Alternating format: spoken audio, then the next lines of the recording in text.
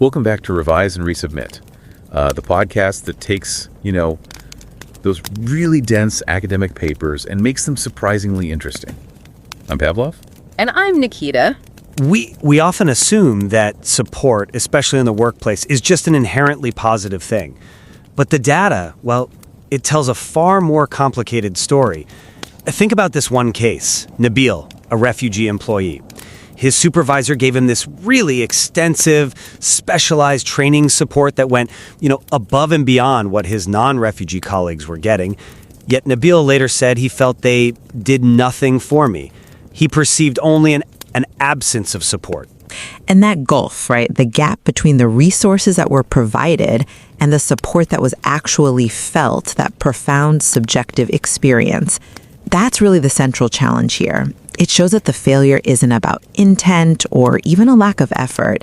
It's about a deep, fundamental misalignment. Absolutely. And this complex issue is the focus of a really rigorous and insightful article, The Support Paradox, explaining mismatches in refugee workplace support.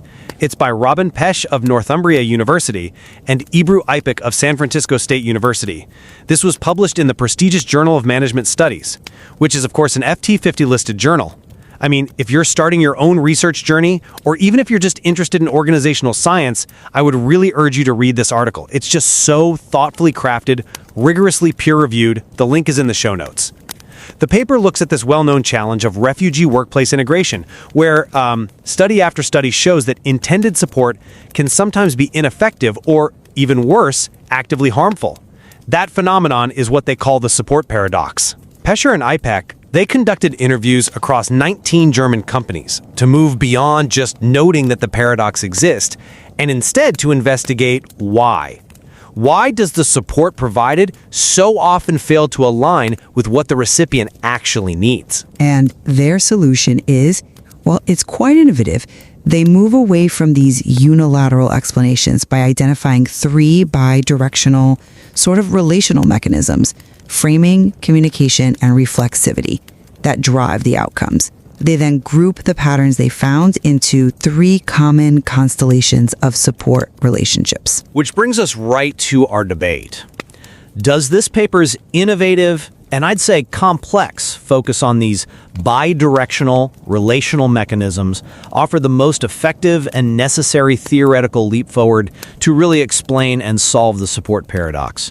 Or does this intricate model risk over-theorizing issues that are actually rooted in simpler, more structural constraints on refugee agency? Things like chronic legal precarity.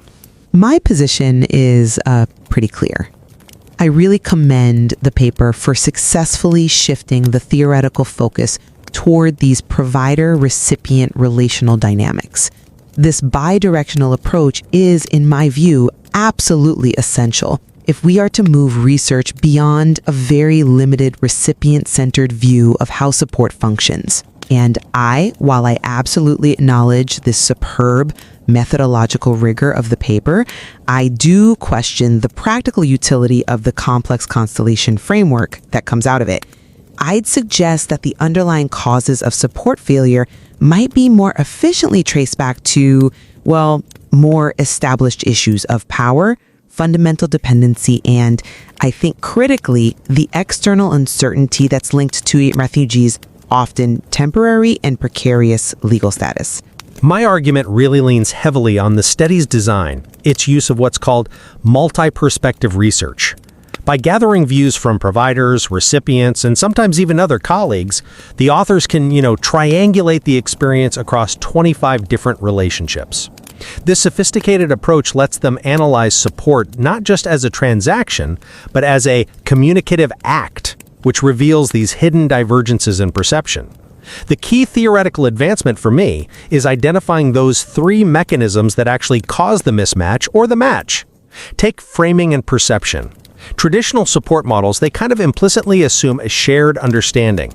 But this paper shows that the provider's initial assumption, whether they frame the refugee as a helpless victim, a necessary workforce, or a self-reliant individual, that framing directly predetermines the entire support practice, and therefore its success or failure. Crucially, this framework uncovers the mechanism behind phenomena like benevolent marginalization. This is common in what they call Constellation 2, the caring versus intrusive approach. The providers are well-intentioned, of course, but they adopt the stance that is so intrusive, it actively undermines the refugee employee's own self-efficacy. I mean, when Emmanuel said he felt stupid because of his trainer's excessively directive tone, that is just devastating empirical proof that good intentions are not enough. The relational dynamic is what matters. I see that, but I think I come at it from a slightly different way. The three constellation model, work-centric, caring versus intrusive, and self-help it's a very accurate description of the specific data they observed in Germany at that time. But I worry it's too context-specific to really be a universally applicable theoretical structure. My core contention is that the most powerful, the most irreducible limit on a refugee's agency, and this comes up again and again in the data, is chronic precarity and legal uncertainty. This state of limbo. This external environment is the root source of the intense psychological distress the study documents. We hear that Sami suffers from sleep issues and Musa lives in fear of his letterbox, just dreading the next legal update. No amount of fine-tuning of interpersonal framing is going to mitigate the paralyzing uncertainty that's caused by a temporary residence permit. That, to me, is a structural problem that simply dwarfs the relational dynamics. Furthermore, while the paper champions reflexivity as the mechanism for change, the data also reveals a kind of structural inertia. We see providers like Patrick and Florian who recognize the negative long-term impacts of intrusive support, that it fosters dependency. Yet their supervisor, Bernd, he persists in that intrusive approach. This suggests that these deeply held belief systems, or maybe institutional routines, or structural power dynamics are actually more powerful explanatory variables than the relational mechanisms alone. The mechanisms describe what happens, sure, but they don't fully explain why these negative behaviors are so deeply entrenched and so difficult to shift. And that tension between relational mechanisms and structural constraints, that leads us directly into the boundaries of organizational responsibility, doesn't it? It does. The article successfully illustrates the massive breadth of non-work challenges that refugees face. Housing, legal issues, psychological strain, which forces workplace support far outside its traditional limits. But is it really fair to criticize supervisors who adopt the work-centric model, Constellation IDA?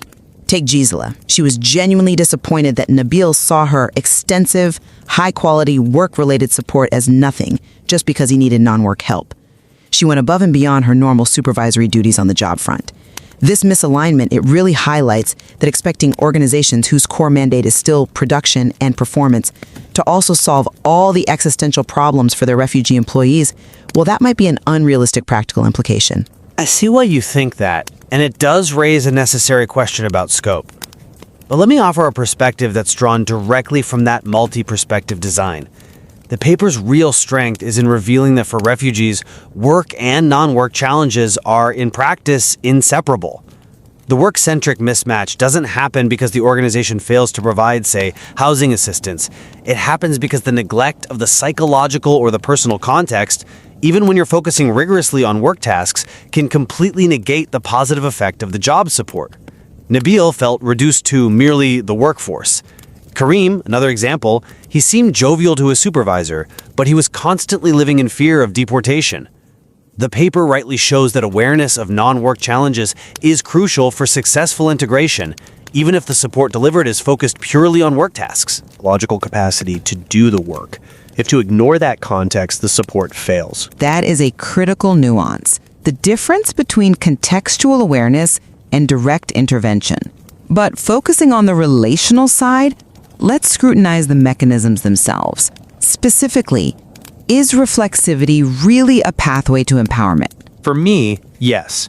The mechanism of reflexivity is a significant theoretical advance, precisely because it proves that these support constellations are not fixed.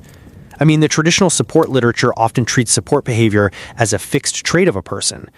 The fact that Wilhelm transitioned away from intrusive support after he recognized it was undermining all these self-reliance is, I think, critical empirical evidence. Wilhelm's reflection, which was prompted by a recognized negative outcome like dependency, allowed him to adjust his framing and his practice, moving toward a work-centric approach that led to better outcomes for Ollie. This mechanism provides a clear lever for deliberate managerial intervention and organizational learning. It moves us beyond just cataloging good or bad support and toward understanding how to adapt. That's an interesting point, though. I would argue that Wilhelm's reflection was reactive, not proactive. It was triggered only after the unsatisfactory outcome, the increased dependency, became undeniable. It's a mechanism of damage control which is structurally less powerful than, say, a proactive, ingrained practice of empowerment. And what's more concerning for me is the mechanism of support communication. The material shows that directive support, which is common in Constellation 2, left recipients like Emmanuel feeling stupid regardless of the provider's stated intentions or their potential for future reflection. The failure here seems less about a lack of internal reflection and more about a fundamental power dynamic and an ingrained communication skills deficit. This just reinforces the inherent vulnerability frame of the refugee rather than building their competence as championed by the capability approach. I mean, if the communication style is inherently directive, do this, don't do that, it places the refugee in a fundamentally passive role, reinforcing their helplessness. And I struggle to see how a manager can reflect their way out of a deep-seated communication gap that's fueled by that power difference. But that is precisely the utility of the model. It defines the problem and it offers the lever for change. A supervisor who is trained to be reflexive, to continuously measure the outcomes of their communication style against the recipient's feeling of self-efficacy, can learn to move away from those directive statements.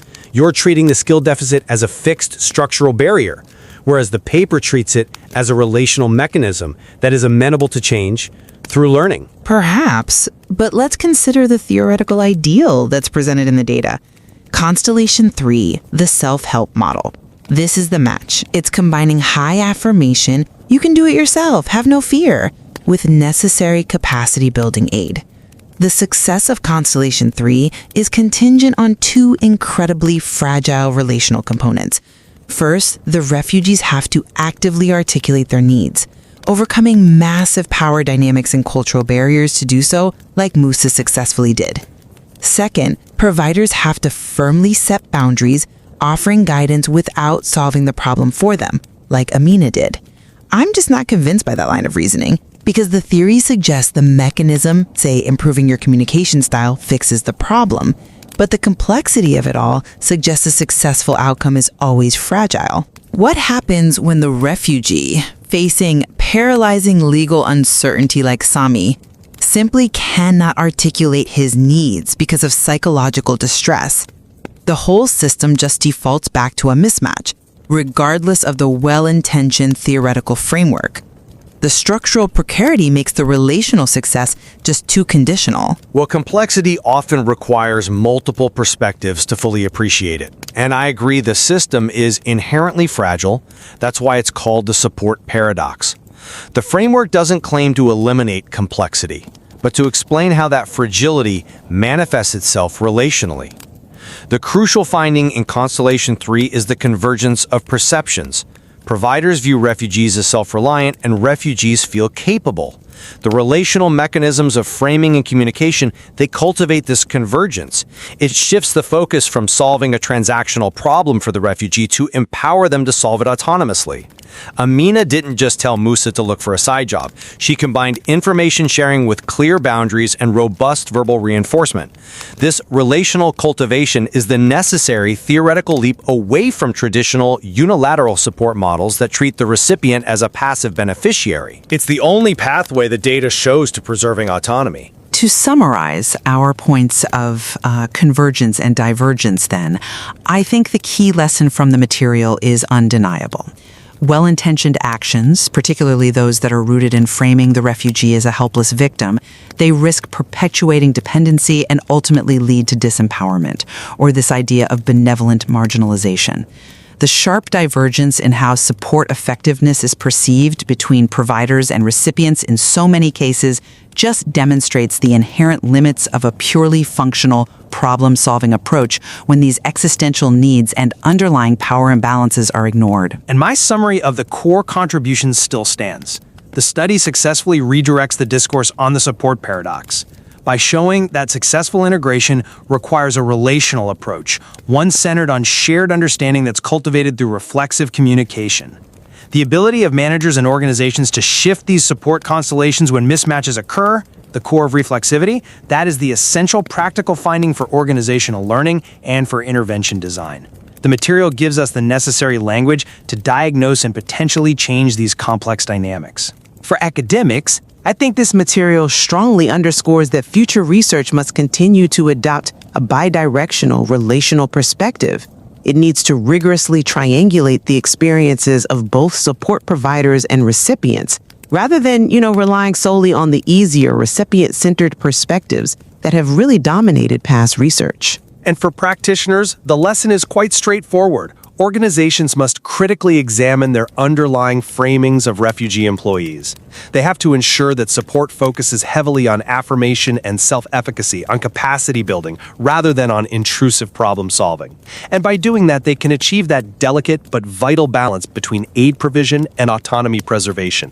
The study also highlighted several critical limitations that really invite future research.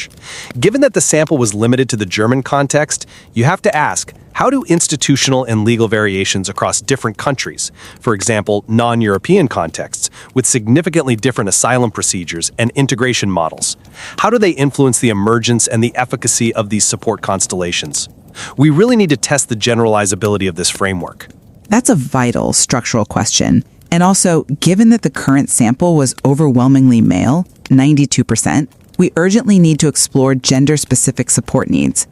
How do cross-gender support relationships, say a male refugee being supported by a female supervisor, affect the convergence or divergence of perceptions, especially when cultural barriers start to interact with those power dynamics? And finally, given the intense time and communication resources that are required to sustain a successful high-affirmation support system like Constellation 3, what are the long-term resource implications for organizations? I mean, can it even be scaled? These are all critical paths forward that the material really sets us up to address. The work here provides a robust framework for continuous organizational and academic learning, and it underscores, as always, that truly understanding and engaging with opposing viewpoints strengthens our own thinking and illuminates the path toward better, more effective practice. And don't forget to subscribe to Revise and Resubmit on Spotify and Apple Podcasts. Until next time, keep those minds curious, keep questioning, and keep revising and resubmitting.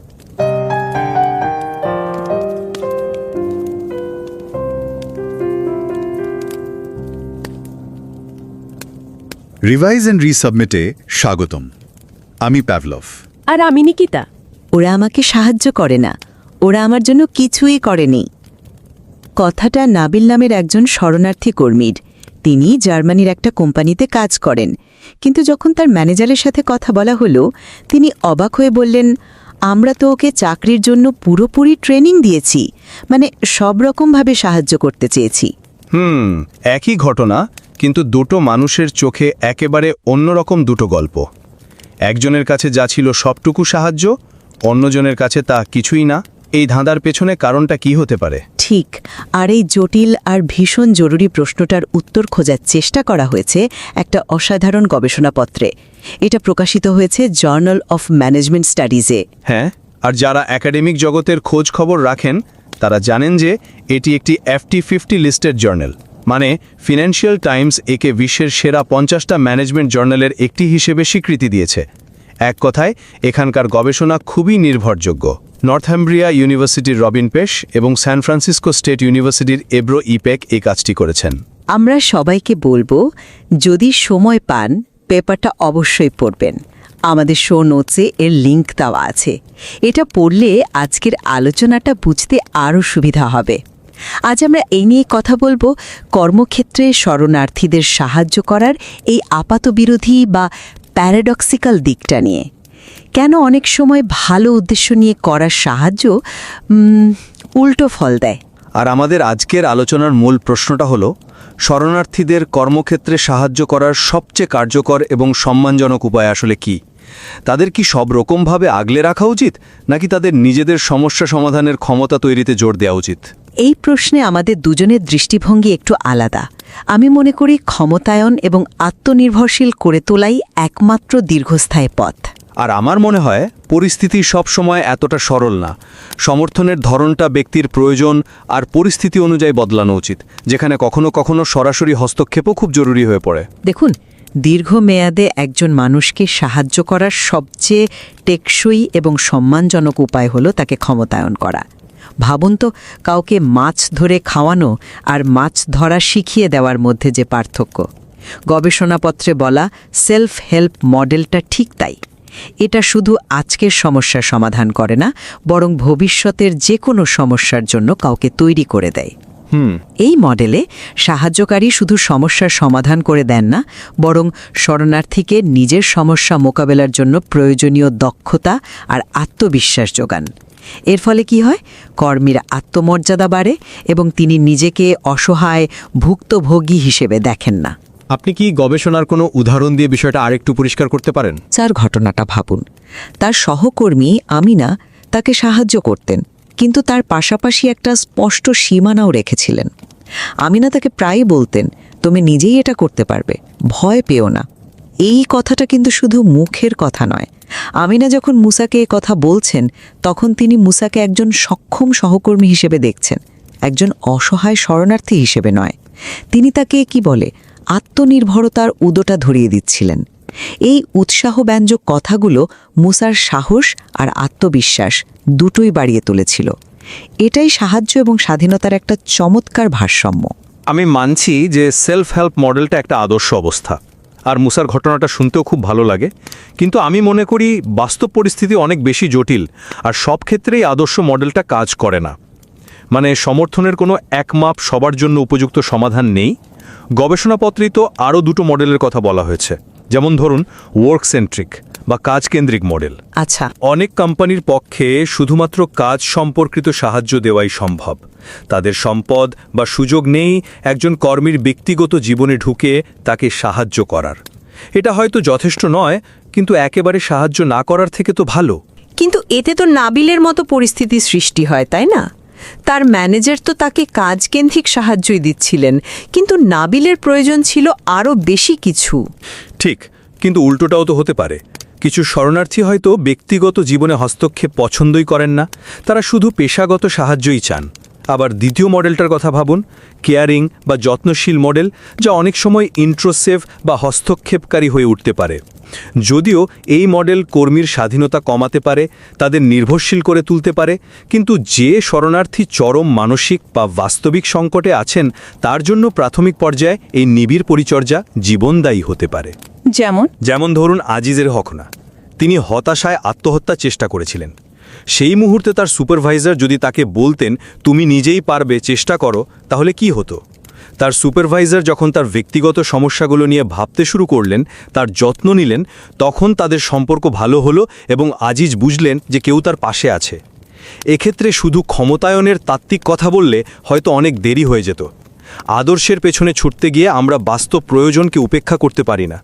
তো কখনো কখনো নিবিড় যত্নই সবচেয়ে বড় ক্ষমতায়ন। আমি আপনার পয়েন্টটা বুঝতে পারছি, বিশেষ করে আজিজের মতো চরম পরিস্থিতিতেও।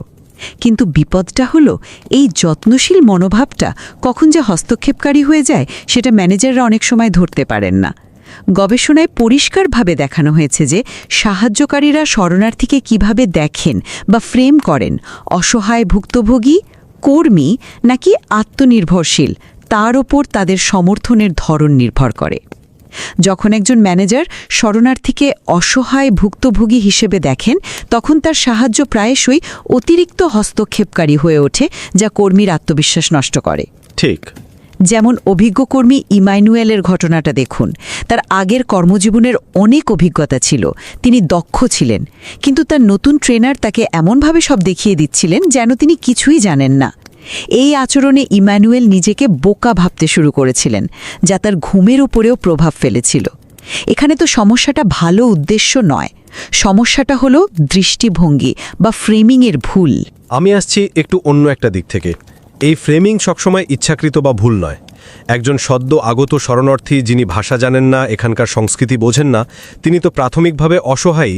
তাকে শিশুর মতো হাত ধরে পথ দেখানোটা তখন জরুরি প্রয়োজন হতে পারে, যেমনটা একজন ম্যানেজার টমাস গবেষণাপত্রে বলেছেন। আমার মনে হয় সমস্যাটা প্রাথমিক ফ্রেমিংয়ে নয়, বরং সেই প্রাথমিক ফ্রেমিং থেকে সময় মতো বের হয়ে আসতে না পারার মধ্যে। যত্নশীল হওয়া এবং হস্তক্ষেপকারী হওয়ার মধ্যে যে সূক্ষ্ম রেখা, তা সময়ের সাথে সাথে বদলায়। প্রাথমিক পর্যায়ে যা যত্ন, পরে সেটাই হস্তক্ষেপে পরিণত হতে পারে যদি ম্যানেজার তার পদ্ধতি না বদলান। আপনি বলছেন সময় মতো ফ্রেমিং থেকে বেরিয়ে আসতে না পারাটা সমস্যা। আমার মনে হয় এই ফ্রেমিং থেকে বেরোনোর সবচেয়ে বড় উপায়টাই হলো যোগাযোগের ধরন বদলে ফেলা। একজন ম্যানেজার যেভাবে কথা বলেন সেটাই তো ঠিক করে দেয় তিনি একজন কর্মীকে অসহায় ভাবছেন নাকি সক্ষম। গবেষণাপত্রটি যোগাযোগের গুরুত্বকে দারুণভাবে সামনে এনেছে। নন ডাইরেক্টিভ বা নির্দেশনামূলক নয় এমন যোগাযোগ, যেমনটা আমিনা মুসার সাথে করেছিলেন, কর্মীর আত্মবিশ্বাস বাড়ায়। তুমি এটা করতে পারবে, এই কথাটা বলার মধ্যে যে শক্তি আছে তার সরাসরি কাজটা করে দেওয়ার মধ্যে নেই। আচ্ছা, অন্যদিকে ডাইরেক্টিভ বা সরাসরি নির্দেশ দেওয়ার ভাংশেক, যেমন এটা এভাবে করো ওটা ওভাবে করো, কর্মীর নিজস্ব চিন্তা করার ক্ষমতা এবং আত্মমর্যাদাকে কমিয়ে দেয়। এটা তাদের ক্ষমতায়নের পথের সবচেয়ে বড় বাধা। আমি আপনার সাথে একমত যে উৎসাহ দেওয়াটা জরুরি, কিন্তু আপনি কি মনে করেন না যে একটা বিপজ্জনক ফ্যাক্টরির পরিবেশে, যেখানে এক মুহূর্তের ভুলে বড় দুর্ঘটনা ঘটতে পারে, সেখানে তুমি এটা করতে পারবে বলার চেয়ে এটা এভাবে করো বলাটা বেশি দায়িত্বশীল? ভাষার সীমাবদ্ধতার কারণে অনেক সময় ঘুরিয়ে কথা বলার চেয়ে সরাসরি নির্দেশ দেওয়াই বেশি কার্যকর এবং কম বিভ্রান্তিকর হতে পারে। ধরুন, একটা কারখানায় ভারী যন্ত্রপাতি নিয়ে কাজ হচ্ছে। সেখানে একজন নতুন কর্মীকে ঘুরিয়ে পেঁচিয়ে কথা বলার চেয়ে সরাসরি বলা এই বোতামটা টিপবে না অনেক বেশি জরুরি। সব ম্যানেজারের পক্ষে সবসময় নরম সুরে ঘুরিয়ে কথা বলার মতো পরিস্থিতি বা দক্ষতা নাও থাকতে পারে। বাস্তবতাকে তো আমাদের স্বীকার করতে হবে। আমি আপনার কথার বাস্তবতার দিকটা স্বীকার করছি, কিন্তু আমার মনে হয় এটা একটা ভুল তুলনা। আপনি নিরাপত্তা নির্দেশনার সাথে দৈনন্দিন কাজের নির্দেশকে মিলিয়ে ফেলছেন। অবশ্যই নিরাপত্তার ক্ষেত্রে সরাসরি নির্দেশ দিতে হবে, কিন্তু তার মানে এই নয় যে সব কাজে তাকে শিশুর মতো পথ দেখাতে হবে। একজন ম্যানেজার বলতে পারেন, এই বোতামটা খতরনাক, এটা ছাড়া বাকি কাজটা তুমি নিজে চেষ্টা করে দেখো, সমস্যায় পড়লে আমি তো আছি।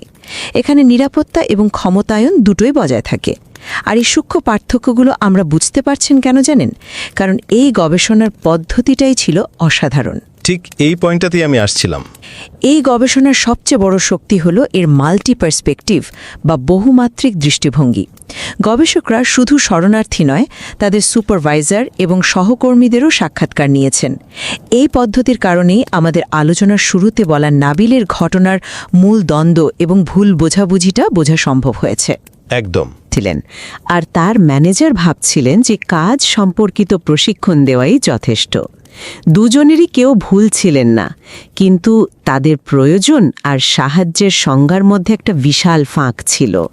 যারা নতুন গবেষণা করছেন তাদের জন্য এটা একটা বড় শিক্ষা।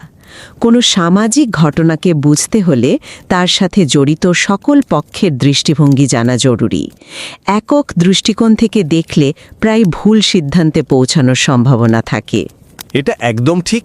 আপনার এই পয়েন্টটার সাথে আমি সম্পূর্ণ একমত। এই পদ্ধতিটাই গবেষণাপত্রটিকে এত সমৃদ্ধ করেছে।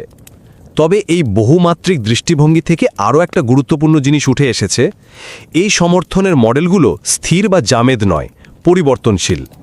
যেমন সুপারভাইজার উইলহ্যামের কথা ভাবুন।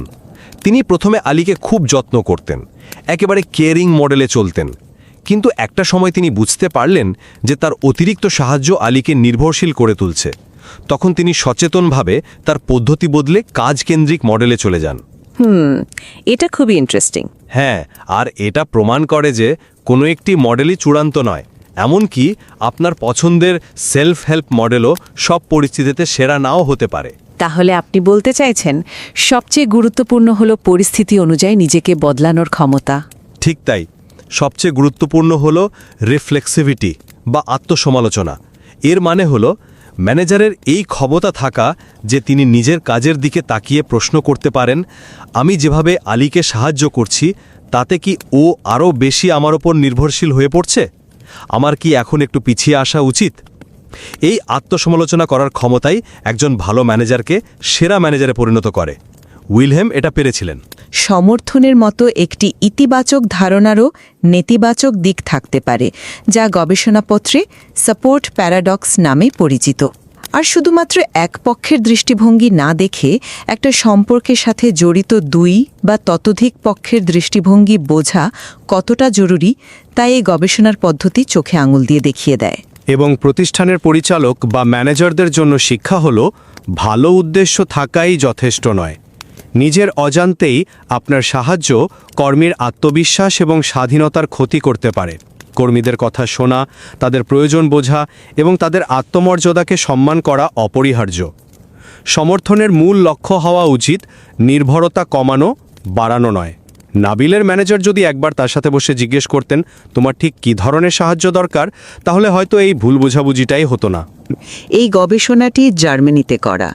ভিন্ন সামাজিক সাংস্কৃতিক প্রেক্ষাপটে, যেমন ধরুন বাংলাদেশ, যেখানে কর্মক্ষেত্রের সংস্কৃতি এবং মালিক শ্রমিকের সম্পর্ক একেবারেই আলাদা, সেখানে এই সমর্থনের মডেলগুলো কি একইভাবে কাজ করবে? আমাদের দেশে হয়তো কর্মীর ব্যক্তিগত জীবনে ম্যানেজারের হস্তক্ষেপকে আরও স্বাভাবিকভাবে দেখা হয়। খুব গুরুত্বপূর্ণ প্রশ্ন। এবং নারী শরণার্থীদের ক্ষেত্রে সমর্থনের চাহিদা এবং অভিজ্ঞতা কি পুরুষদের থেকে আলাদা? এই গবেষণায় মাত্র 2 জন নারী অংশগ্রহণকারী ছিলেন, তাই লিঙ্গভিত্তিক পার্থক্যের দিকটি আরও গভীরে অনুসন্ধান করা প্রয়োজন। আর আমার কাছে সবচেয়ে বড় প্রশ্ন হল, কিভাবে সংস্থাগুলোকে কার্যকর এবং ক্ষমতায়নকারী সমর্থন প্রদানের জন্য প্রশিক্ষণ দেওয়া যেতে পারে। ম্যানেজারদের মধ্যে এই রিফ্লেক্সিভিটি বা আত্মসচেতনতা কিভাবে তৈরি করা যায়? এটা তো শুধু একটা ট্রেনিং সেশনের ব্যাপার নয়। ঠিক। এই আলোচনাটা শেষ পর্যন্ত কোনো একটি পক্ষকে বিজয়ী ঘোষণা করার জন্য নয়, বরং এটা আমাদের ভাবাতে সাহায্য করে যে সাহায্য শব্দটি শুনতে যতটা সহজ, কর্মক্ষেত্রে এর প্রয়োগ ততটাই জটিল, সূক্ষ্ম এবং সংবেদনশীল। একদম। রবিন পেশ এবং এব্রু ইপেকের এই অসাধারণ কাজটি সেই জটিলতার পর্দা উন্মোচন করে আমাদের আরও চিন্তাশীল হতে উৎসাহিত করে। সমর্থনের সঠিক ভারসাম্য খুঁজে বের করাই হয়তো সবচেয়ে বড় চ্যালেঞ্জ এবং সবচেয়ে বড় প্রয়োজন।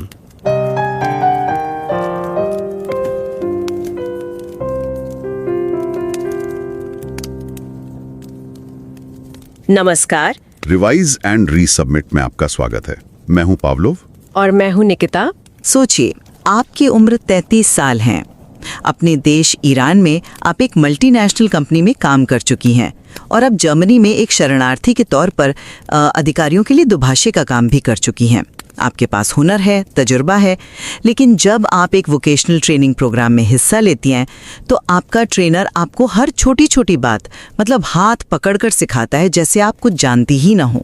आपको बेवकूफ़ जैसा महसूस होता है और इस वजह से आपकी रातों की नींद उड़ जाती है। ये इमैनुअल की सच्ची कहानी है और ये एक बहुत ही अजीब विरोधाभास को दिखाती है कि कैसे अच्छी नीयत से की गई मदद भी कभी-कभी नुकसानदेह हो सकती है। और हमारी आज की बातचीत इसी जटिल सवाल पर आधारित है जो एक असली एकेडमिक शोध से निकला है। पेपर का टाइटल है the support paradox, explaining mismatches in refugee workplace support. और ये कोई मतलब मामूली पेपर नहीं है, ये जर्नल ऑफ मैनेजमेंट स्टडीज में पब्लिश हुआ है, जो दुनिया के टॉप 50 बिजनेस जर्नल्स FT50 में से एक है। इसके लेखक हैं रॉबिन पेश और एब्रू इपेक। और हम अपने सुनने वालों से ये ज़रूर कहेंगे, चाहे आप इस चैनल को सब्सक्राइब करें या ना करें, प्लीज़ इस बेहद गहराई से लिखे गए और रिगरसली पीयर रिव्यूड आर्टिकल को पढ़ने के लिए थोड़ा समय ज़रूर निकालें। इसका लिंक शो नोट्स में है। असल में ये स्टडी ये समझने की कोशिश करती है कि काम की जगह पर शरणार्थियों को दी जाने वाली मदद कभी कभी इतनी फ़ायदेमंद क्यों होती है और कभी कभी इतनी नुकसानदेह क्यों बन जाती है। तो जो सवाल आज हमारे सामने है वो यही है, क्या कार्यस्थल पर दी जाने वाली सहायता हमेशा अच्छी होती है या यह अनजाने में शरणार्थियों को एम्पावर करने के बजाय उन्हें और कमजोर कर सकती है? और ये शोध इस पहेली की जड़ों को कैसे उजागर करता है? मेरा टेक इस पर यह है कि ये शोध कुछ महत्वपूर्ण व्यवस्थागत मुद्दों को नजरअंदाज करता है और मदद देने वालों की सोच पर शायद कुछ ज्यादा ही फोकस करता है। जबकि मुझे लगता है कि ये शोध अपनी शानदार मेथडोलॉजी और थियोरी की वजह से असाधारण है। ये हमें ठीक वही समझने में मदद करता है कि मदद कब काम करती है और कब नहीं। देखिए, मेरे लिए इस स्टडी की जो सबसे मजबूत बात है वो है इसका रिसर्च का तरीका, जिसे मल्टीपल पर्सपेक्टिव्स रिसर्च यानी MPR कहते हैं। मतलब एक ही रिश्ते में शामिल दोनों लोगों से बात करना, शरणार्थी कर्मचारी और उसका सुपरवाइजर। इससे डेटा में जो गहराई आती है वो कमाल की है। ये सिर्फ एक पक्ष की कहानी नहीं रह जाती। ठीक है, मैं मानता हूं कि MPR मेथड बहुत सॉलिड है। इससे आपको एक 360 डिग्री व्यू मिलता है जो अक्सर रिसर्च में मिसिंग होता है। आपको दोनों तरफ की कहानी पता चलती है। ये वाकई काबिले तारीफ है। लेकिन मेरा सवाल ये है कि उस रिच डेटा का किया क्या गया? क्या उसका विश्लेषण भी उतना ही गहरा है? बिल्कुल। उदाहरण के लिए नाबील का केस लीजिए। नबील ने रिसर्चर्स को बताया वे मेरी मदद नहीं करते। अगर आप सिर्फ उससे बात करती तो कहानी बस इतनी ही होती। लेकिन जब रिसर्चर्स ने उसकी मैनेजर से बात की तो उसने बताया कि नाबील को कितनी जॉब ट्रेनिंग दी गई है। MPR ने यह उजागर किया कि असल में एक मिसमैच था। नाबिल को काम से जुड़ी मदद नहीं बल्कि पर्सनल मदद चाहिए थी, जैसे उसके शरणार्थी दर्जे के बारे में या घर खोजने में। ये मिसमैच एक तरफा इंटरव्यू में कभी सामने नहीं आता। ये उन लोगों के लिए एक बड़ा सबक है जो अपनी रिसर्च जर्नी शुरू कर रहे हैं। कॉन्टेक्स्ट और अलग अलग नजरिए कितने जरूरी हैं। मैं आपकी बात से सहमत हूं। नाबील का उदाहरण इस मेथड की ताकत को दिखाता है। पर देखिए, इसी पॉइंट से मेरी असहमति शुरू होती है। ये मेथड हमें क्या हो रहा है ये तो बताता है, पर क्यों हो रहा है इसका जवाब शायद उतना गहरा नहीं है। आपने कहा कि रिसर्चर्स ने सपोर्ट कॉन्स्टलेशन यानी मदद के कुछ पैटर्न पहचाने। ये एक दिलचस्प कॉन्सेप्ट है, पर क्या ये असलियत को कुछ ज्यादा ही सरल नहीं बना देता? मैं समझती हूँ आप ऐसा क्यों कह रहे हैं, लेकिन मुझे इसे एक अलग नजरिए से रखने दीजिए। सपोर्ट कॉन्स्टलेशन का आइडिया शानदार है क्योंकि ये बिखरे हुए डेटा को एक पैटर्न में बांधता है। रिसर्चर्स ने पाया कि मदद रैंडम नहीं थी, बल्कि ये कुछ खास फ्लेवर्स या पैटर्न्स में आती थी जिन्हें उन्होंने कॉन्स्टलेशन कहा। इसे एक रिश्ते की डायनामिक की तरह सोचिए। एक फ्लेवर था वर्क सेंट्रिक, जिसमें मैनेजर सिर्फ एक टास्क मास्टर की तरह काम करता है, इंसान की पर्सनल साइड को पूरी तरह से नजरअंदाज कर देता है। दूसरा था सेल्फ हेल्प, जिसमें मैनेजर का लक्ष्य एक कोच की तरह होता है जो शरणार्थी को अपने पैरों पर खड़ा होने में मदद करता है। ये मॉडल हमें ये समझने में मदद करता है कि रिश्ते कैसे बदलते हैं और क्यों। ये सिर्फ मदद के प्रकारों को लिस्ट करने से कहीं आगे है।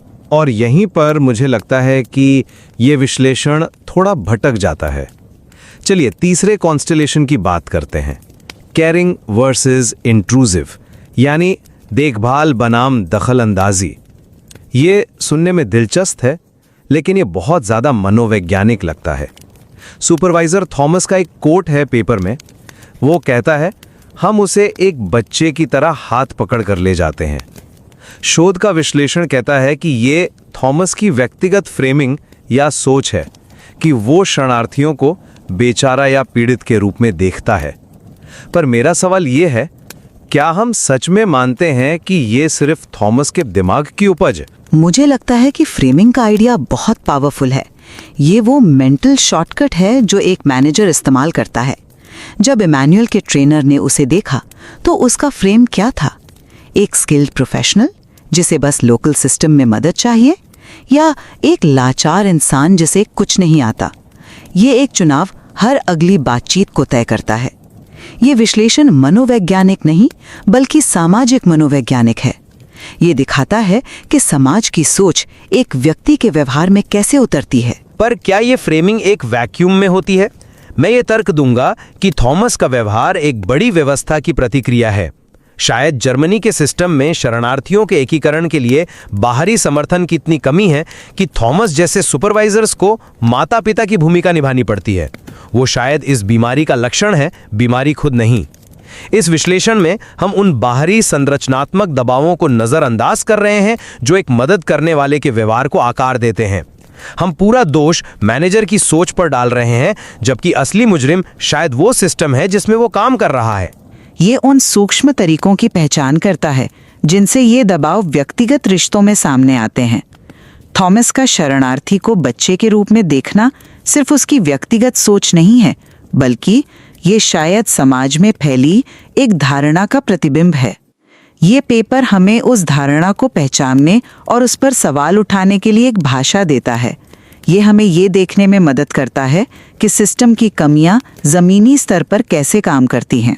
मैं आपकी बात की सराहना करता हूं, लेकिन मैं अभी भी पूरी तरह से सहमत नहीं हूं, क्योंकि ये हमें डेटा के कॉन्टेक्स्ट की तरफ ले जाता है।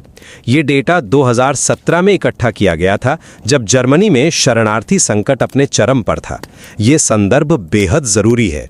उस समय जो मदद दी जा रही थी वो शायद सोची समझी संगठनात्मक नीतियां नहीं थी, बल्कि संकट से निपटने की एक तात्कालिक प्रतिक्रिया थी। तो क्या ये निष्कर्ष उस समय तक ही सीमित नहीं है?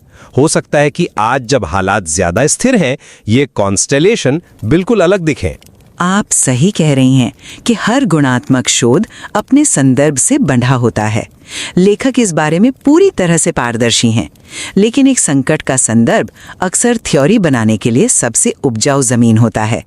ये उन डायनामिक्स को सतह पर लाता है जो सामान्य समय में छिपी रहती हैं।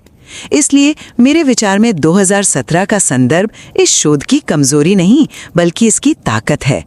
इसने लेखकों को उन पैटर्न्स को साफ साफ देखने का मौका दिया, जो अब एक थ्योरेटिकल मॉडल का हिस्सा है, जिसे भविष्य के रिसर्चर्स दूसरे संदर्भों में टेस्ट कर सकते हैं। ठीक है, पर डेटा की एक और बहुत बड़ी सीमा है जिसे हम नजरअंदाज नहीं कर सकते।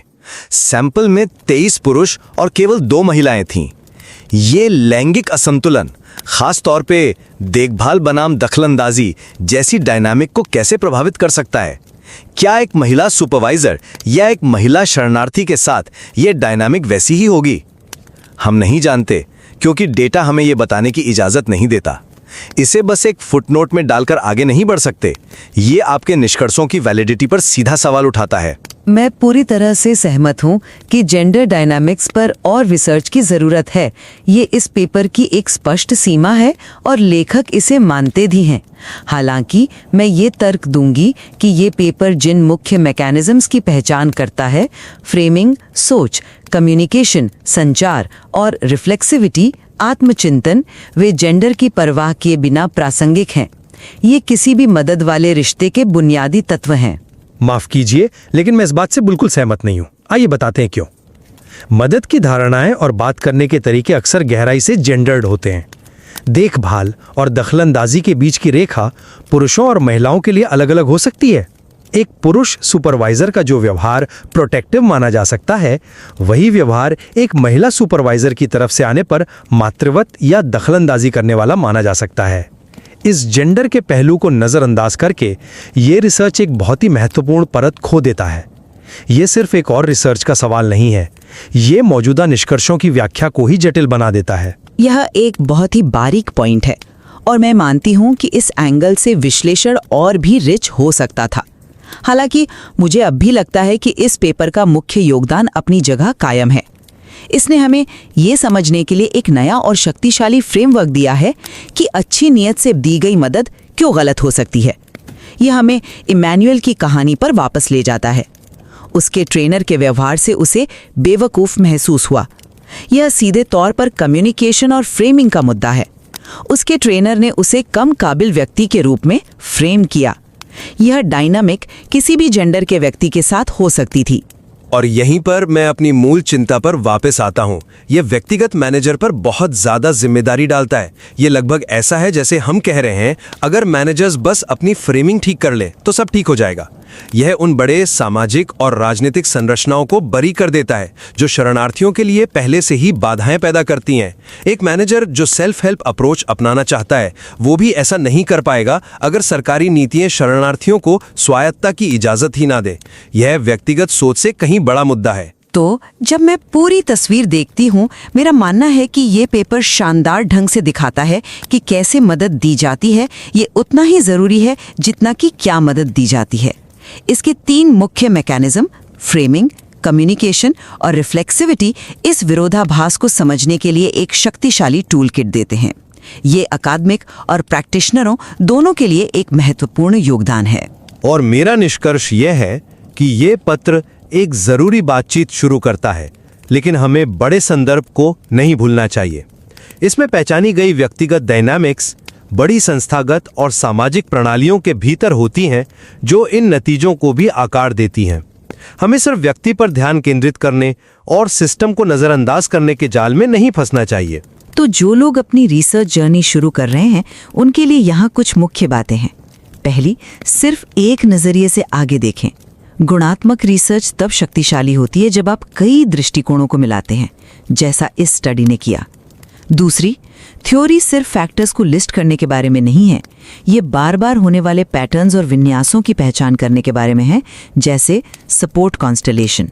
और तीसरी, हमेशा अपने डेटा के संदर्भ और सीमाओं पर विचार करें, जैसे कि समय और सैंपल की बनावट। और जो प्रोफेशनल्स हैं, जैसे मैनेजर्स और एचआर, उनके लिए सबसे बड़ी सीख ये है, हाशिए पर पड़े समुदायों के कर्मचारियों के बारे में अपनी धारणाओं यानी फ्रेमिंग पर गहराई से सोचें। क्या आप उन्हें सिर्फ वर्कफोर्स, बेचारा या एक आत्मनिर्भर व्यक्ति के रूप में देखते हैं? आपका नजरिया आपके एक्शन को तय करेगा।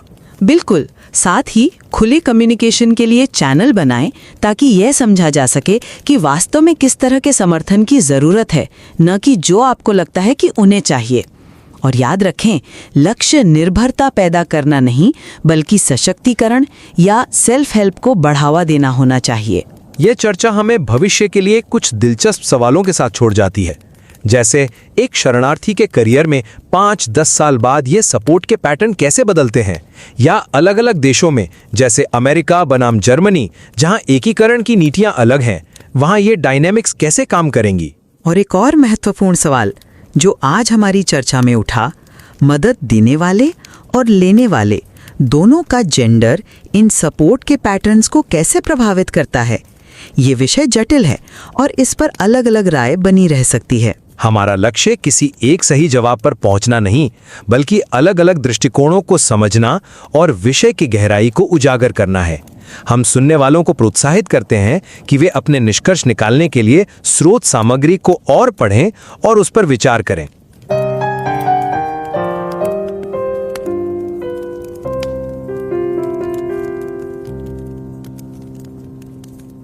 Sie helfen mir nicht. Sie haben nichts für mich getan. Puh, das sind die Worte von Nabil, einem Mitarbeiter mit Fluchthintergrund, der in einem deutschen Unternehmen arbeitet. Seine Chefin, Gisela, sieht das, komplett anders. Sie zählt ganz detailliert auf, was sie alles für ihn getan hat. Die Einarbeitung, die arbeitsbezogene Unterstützung, die ganze Extrazeit. Und hier prallen eben zwei Welten aufeinander. Zwei völlig unterschiedliche Wahrnehmungen von exakt derselben Situation. Genau dieser Widerspruch, der ist der Ausgangspunkt unserer heutigen Auseinandersetzung. Er stammt aus einem wirklich bemerkenswerten Artikel aus dem Journal of Management Studies, also einem der weltweit führenden wissenschaftlichen Journale. Die Arbeit von Robin Pesch von der Northumbria University und Ebru Ipek von der San Francisco State University ist ein echtes Musterbeispiel für tiefgründige Forschung. Und wir möchten Sie wirklich ermutigen, sich diesen Artikel anzusehen. Der Link ist in den Shownotes. Der ist es wert, gelesen zu werden. Die Studie untersucht das sogenannte Unterstützungsparadox, warum gut gemeinte Hilfe am Arbeitsplatz für Geflüchtete manchmal nicht nur verpufft, sondern sogar nach hinten losgehen kann. Um das zu verstehen, haben die Autoren mit beiden Seiten gesprochen, mit 25 geflüchteten Mitarbeitern und ihren jeweiligen Unterstützern in 19 deutschen Firmen. Die zentrale Frage, die uns heute also beschäftigt, ist dieser Ansatz, sich beide Seiten der Geschichte anzuhören, der wirkliche Schlüssel, um dieses Paradox zu verstehen? Oder zeigt uns diese Methode auch ihre Grenzen, wenn es darum geht, allgemeingültige oder sagen wir mal kausale Schlüsse zu ziehen? Ich vertrete die Position, dass die Stärke dieser Studie genau in dieser qualitativen Tiefe liegt, die uns die feinen menschlichen Mechanismen hinter dem Scheitern von Hilfe aufzeigt. Und ich werde dagegen halten, dass diese faszinierenden Einblicke vielleicht ein bisschen zu stark an den spezifischen Kontext gebunden sind. Ich frage mich, ob die gefundenen Muster wirklich so klar sind und ob wir hier nicht Gefahr laufen, eine komplexe Realität zu sehr zu vereinfachen, nur um sie in ein sauberes Modell zu pressen. Aber lassen Sie uns mal mit der Stärke anfangen. Was ich an dieser Arbeit so brillant finde, ist, dass sie mit einer alten Tradition in der Forschung bricht. Bisher hat man ja meistens nur die eine Seite gefragt, also die Geflüchteten. Was braucht ihr? Was hilft euch? Das ist wichtig, keine Frage. Aber es ist halt nur die halbe Wahrheit. Erst dadurch, dass Pesch und Ipek systematisch auch die Vorgesetzten und Kollegen befragt haben, wird das Problem überhaupt erst sichtbar. Das Beispiel von Nabil und Gisela am Anfang zeigt das ja perfekt. Er fühlt sich alleingelassen, sie glaubt, alles richtig zu machen. Beide meinen es gut, aber ihre Realitäten, die klaffen meilenweit auseinander. Das stimmt, diesen multiperspektivischen Ansatz finde ich auch stark, absolut. Er deckt die Diskrepanz auf, aber die Autoren gehen ja noch einen Schritt weiter. Sie sagen, es gibt 3 typische Muster oder Konstellationen, wie sie es nennen, in denen Unterstützung stattfindet. Und genau da fangen meine Bedenken an. Vereinfacht gesagt ist das erste Muster rein arbeitsfokussiert. Hier ist deine Aufgabe, mach sie. Das zweite ist fürsorglich, aber übergriffig. Der Chef wird quasi zur Vaterfigur, was schnell entmündigend wirken kann. Und das dritte ist Hilfe zur Selbsthilfe. Man gibt den Leuten die Werkzeuge, damit sie es selbst schaffen. Das klingt auf dem Papier super, aber ist die Realität nicht viel unordentlicher? Sind das wirklich 3 getrennte Schubladen, in die man diese komplexen menschlichen Beziehungen stecken kann? Ich sehe das gar nicht als starre Schubladen, sondern eher als ein unglaublich nützliches Werkzeug, um zu verstehen, was da eigentlich passiert. Die Autoren sagen ja nicht nur, dass es diese Muster gibt, sie erklären auch, warum sie entstehen. Und der Schlüssel dazu ist das, was sie Framing nennen. Also, durch welche Brille sieht ein Vorgesetzter einen geflüchteten Mitarbeiter? Sieht er primär eine Arbeitskraft, die eine Lücke füllt? Das führt dann wahrscheinlich zur rein arbeitszentrierten Unterstützung. Oder sieht er ein hilfloses Opfer, das man an die Hand nehmen muss? Dann landen wir eben schnell in dieser fürsorglichen, aber potenziell aufdringlichen Konstellation. Diese Verbindung zwischen der inneren Haltung des Helfers und der Art der Hilfe, die dabei herauskommt, das ist für mich der Kern der Erklärung. Und das geht weit über eine reine Beschreibung hinaus. Ich verstehe den Gedanken, aber ich bleibe skeptisch. Wir reden hier über eine Studie, die 2017 in Deutschland durchgeführt wurde, in einer ganz bestimmten Phase nach der starken Zuwanderung 2015-16. Das ist eine Momentaufnahme. Die Art, wie in Deutschland über Geflüchtete gesprochen wurde, die politische Lage, die Unsicherheit in den Unternehmen, all das fließt doch in dieses Framing mit ein. Wie verallgemeinerbar sind diese Erkenntnisse? Würden wir in Schweden, Kanada oder den USA mit ganz anderen Integrationssystemen und gesellschaftlichen Debatten dieselben 3 Konstellationen finden? Ich befürchte, die Studie liefert uns ein sehr scharfes Bild eines ganz bestimmten Zimmers, aber wir wissen nicht, ob das ganze Haus so aussieht. Und diese vorgeschlagenen Mechanismen, Framing, Kommunikation, Reflexivität, klingen logisch. Aber ist die Kausalkette wirklich so eindeutig bewiesen? Die Studie zeigt, dass diese Dinge zusammenhängen. Aber was genau was verursacht, bleibt für mich eine Interpretation. Gehen wir doch mal tiefer auf den Wert dieses Konstellationsmodells ein. Sie nennen es eine Vereinfachung, ich nenne es eine erhellende Landkarte für die Praxis. Nehmen wir diese fürsorglich versus aufdringlich Konstellation. Da sagt ein Manager in der Studie, er nimmt seine Schützlinge wie ein Kind an die Hand. Das ist doch ein Bild, das jeder sofort versteht, oder? Der Manager meint es nur gut, er will helfen, Sicherheit geben.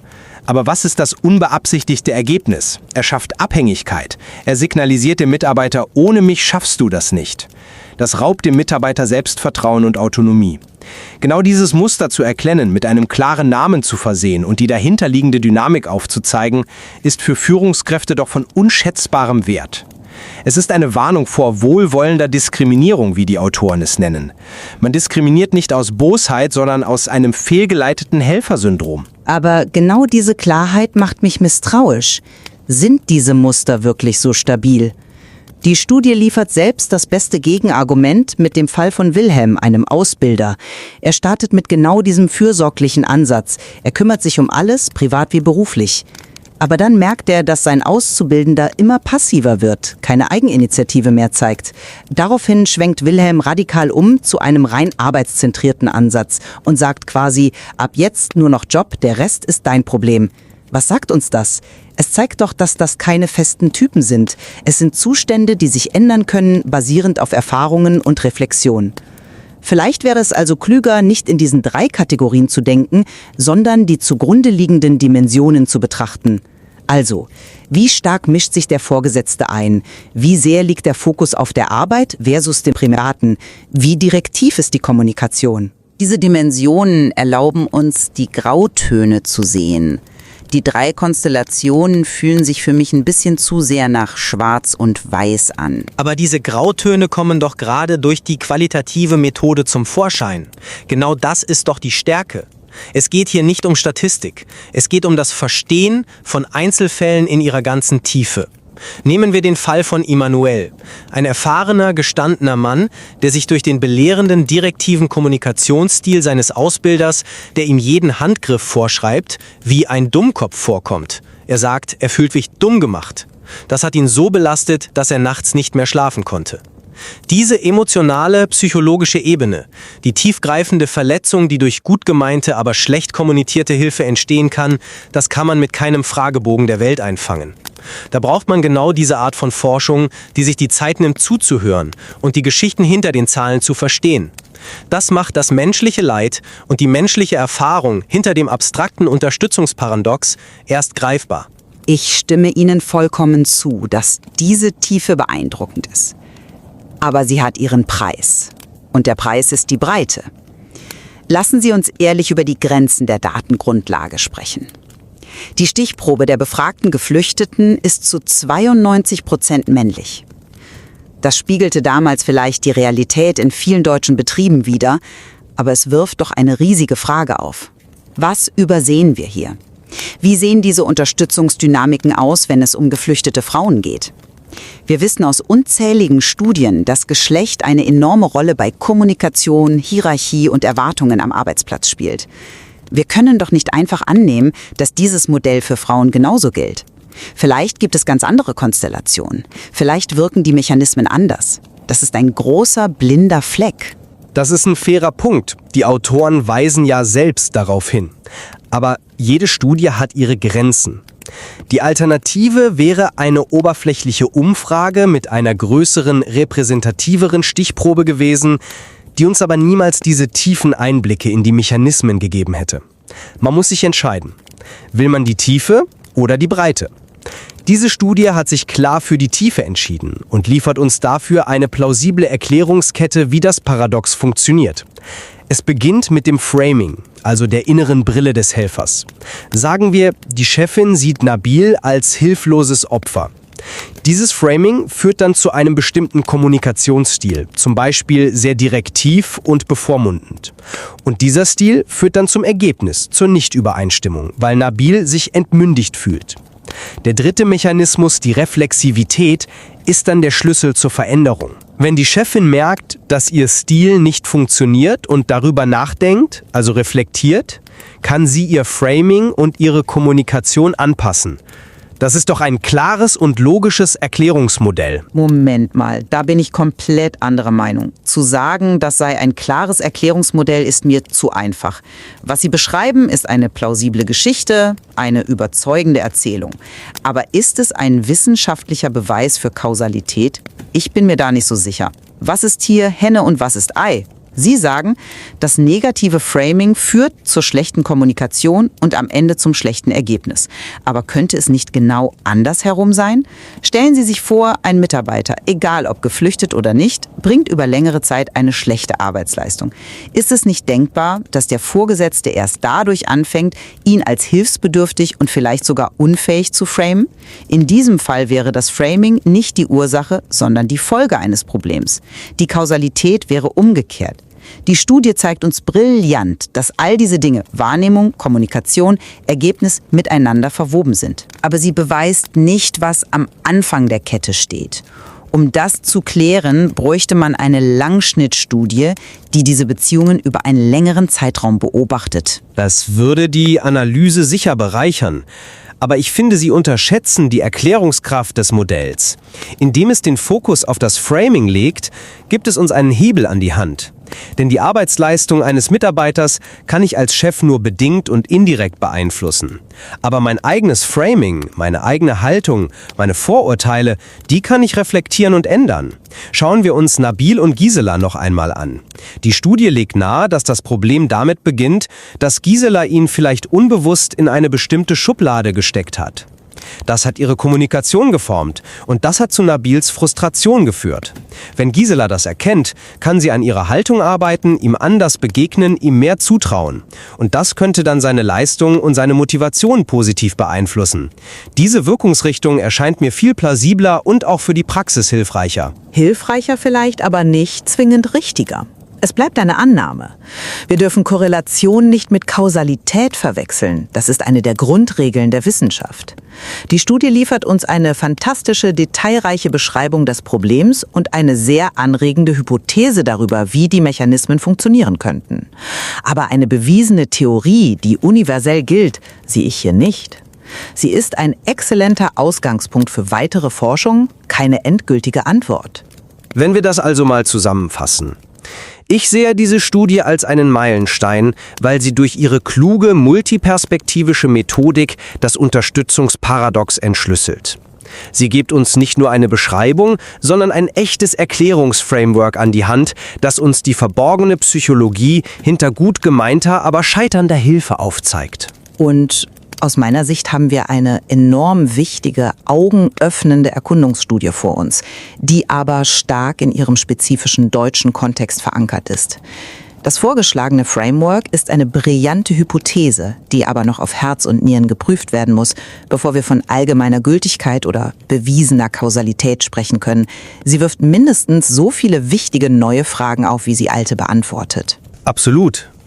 Aber unabhängig von unserer Auseinandersetzung über die wissenschaftlichen Details, gibt es doch ganz konkrete Lehren, oder? Wenn ich Manager oder Personaler bin, ist die wichtigste Erkenntnis für mich, die größte Falle sind meine eigenen unreflektierten Annahmen. Ich muss mir die Frage stellen, wie sehe ich diesen Menschen wirklich? Als Opfer, das meine Hilfe braucht? Als reine Arbeitskraft? Oder als Individuum mit Potenzial und dem Willen zur Selbstständigkeit? Diese Selbstreflexion ist der erste und wichtigste Schritt. Absolut. Und das zweite ist die Kommunikation. Weg von Anweisungen und Bevormundung hin zu echten Dialog. Fragen stellen statt Antworten geben. Was brauchst du von mir, um deinen Job gut zu machen, ist eine viel mächtigere Frage als ich zeige dir jetzt mal, wie das geht. Es geht darum, Autonomie zu fördern, nicht Abhängigkeit zu schaffen. Und für die Wissenschaft ist die Studie ein klares Signal. Bei komplexen sozialen Themen, gerade wenn es um verletzliche Gruppen geht, kommen wir mit einseitigen Befragungen nicht weiter. Wir müssen die Interaktion in den Blick nehmen, die Dynamik zwischen den Menschen. Das führt uns direkt zu den spannenden Fragen für die Zukunft. Sie haben es schon angesprochen. Wie sähe dieses Bild in anderen Ländern aus, mit anderen Kulturen, anderen Gesetzen? Das wäre ein unglaublich wichtiger Vergleich und die Geschlechterfrage muss dringend untersucht werden. Was passiert, wenn eine männliche Führungskraft eine geflüchtete Frau unterstützt oder umgekehrt? Welche Stereotype spielen damit rein? Genau. Und ich würde mir eine Längsschnittstudie wünschen, die solche Unterstützungsbeziehungen über 1-2 Jahre begleitet. Wie entwickeln sich diese Konstellationen? Wann kippen sie? Was sind die Auslöser für eine positive Veränderung, wie bei Wilhelm, der sein Verhalten ja angepasst hat? Und die vielleicht wichtigste Frage für die Praxis: Wie können Unternehmen eine Kultur der Reflexivität schaffen? Wie kann man Führungskräften helfen, ihre eigenen Frames zu erkennen und zu hinterfragen? Nicht nur einmalig in einem Seminar, sondern im Arbeitsalltag. Unsere Diskussion macht deutlich, dass es hier keine einfachen Patentrezepte gibt. Die richtige Balance zu finden zwischen dem Anbieten von Hilfe und dem Fördern von Eigenständigkeit bleibt eine unglaublich anspruchsvolle Gratwanderung. Dieser Artikel gibt keine simplen Antworten, aber er tut etwas viel Wichtigeres. Er schärft unseren Blick für die entscheidenden Fallstricke und Denkweisen, die am Ende den Unterschied ausmachen, den Unterschied zwischen echter Stärkung und unbeabsichtigter Entmündigung.